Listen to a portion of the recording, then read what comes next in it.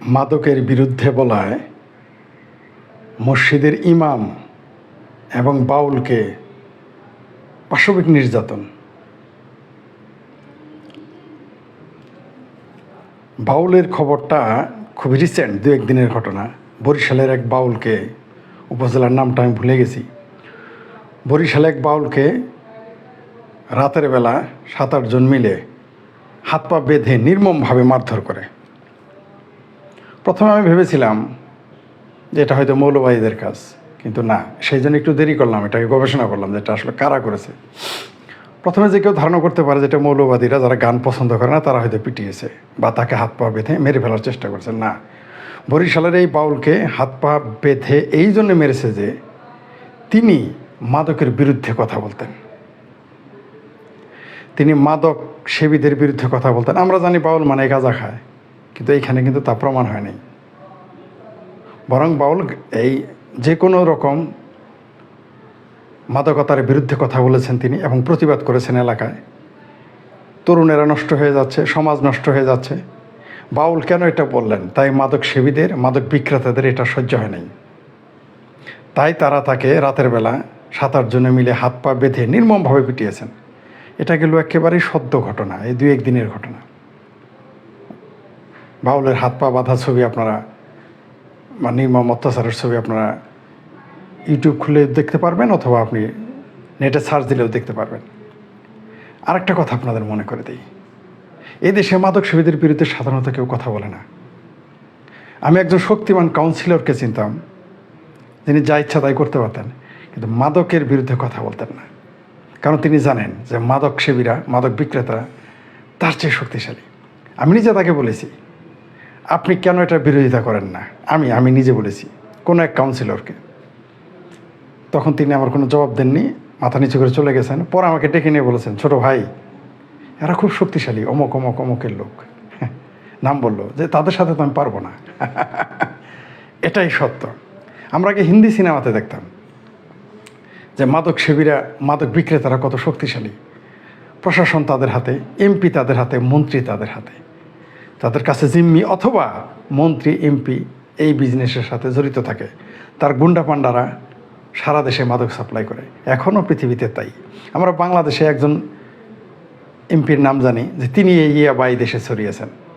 যাক, আমি ওই দিকে আজকে যাবো না। আমি যেটা বলতে চাই সেটা হচ্ছে যে মাদক সেবী এবং মাদক বিক্রেতাদের বিরুদ্ধে কথা বলা সত্যিই ভয়ঙ্কর।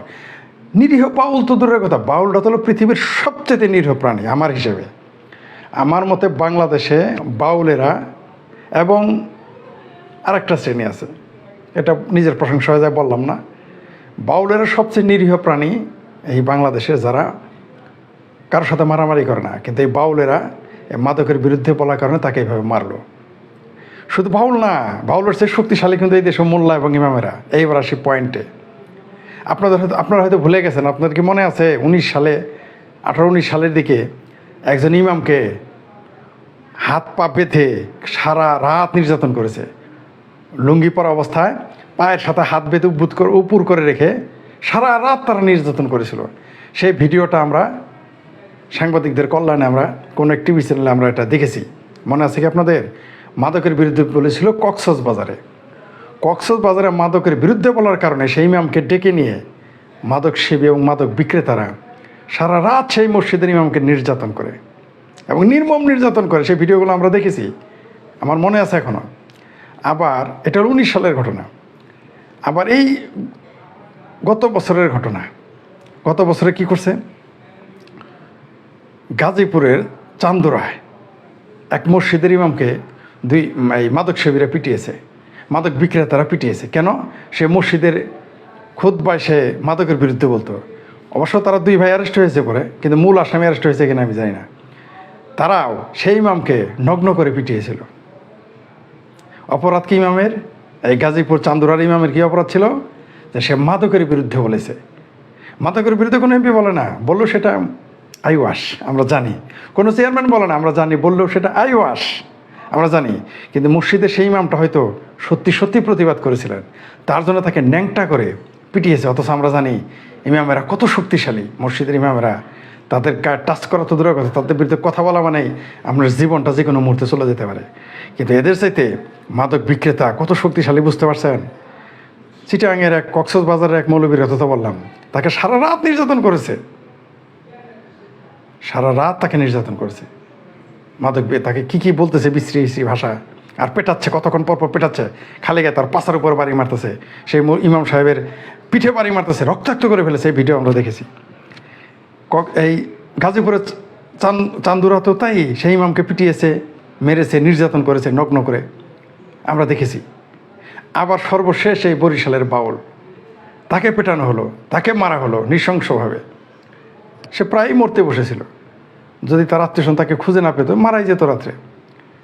হয়তো আমরা তখন বাউলটা মরে গেলে আমরা মনে করতাম মৌলবাদীরা মেরে ফেলছে, যারা গান বিরোধী আছে এই দেশে। আমরা জানি এদেশে গান বিরোধী, সঙ্গীত বিরোধী অনেক লোক আছে, কিন্তু এই বাউলকে কিন্তু এবার গান বিরোধীরা মারে নাই। কারা মারছে? পিটিয়েছে, রক্তাক্ত করেছে এই ড্রাগ অ্যাডিক্টেরা, ড্রাগ ব্যবসায়ীরা, ড্রাগ ডিলারেরা। সারা দেশে, আমি বারবার ড্রাগের বিরুদ্ধে বলি, সারা দেশে প্রত্যেকটা, এই যে মসজিদের রাজনৈতিক অপব্যবহার যেমন হয়, মুক্তিযুদ্ধের বিরুদ্ধে ব্যবহার করা হয় মসজিদকে গণতন্ত্রের বিরুদ্ধে ব্যবহার করা, নারী শক্তির বিরুদ্ধে ব্যবহার করা হয়।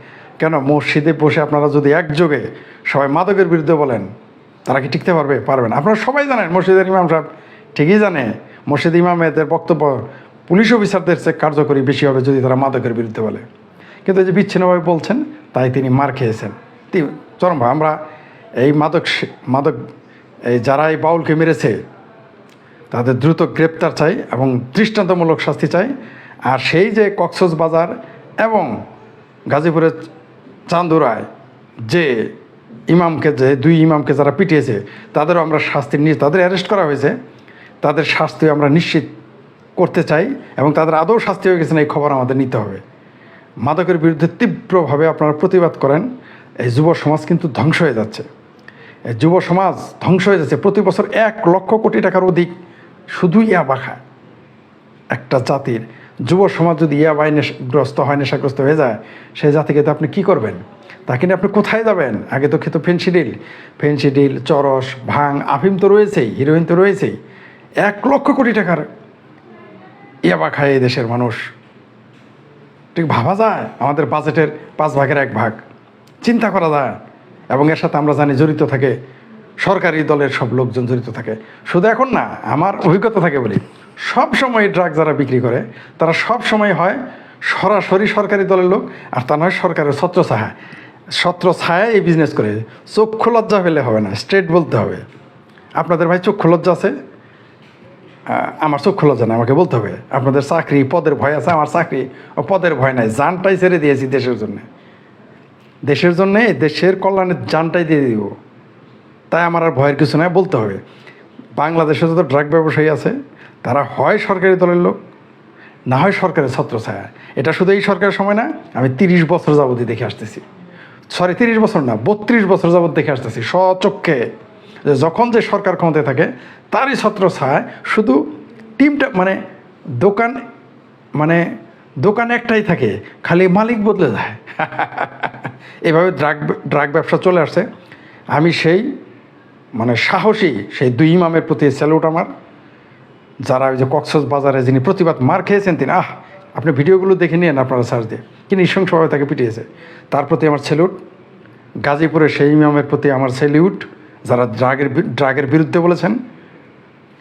তেমনি স্যালিউট এই বাউলকে, বরিশালের বাউলকে, যিনি ড্রাগের বিরুদ্ধে বলেছেন।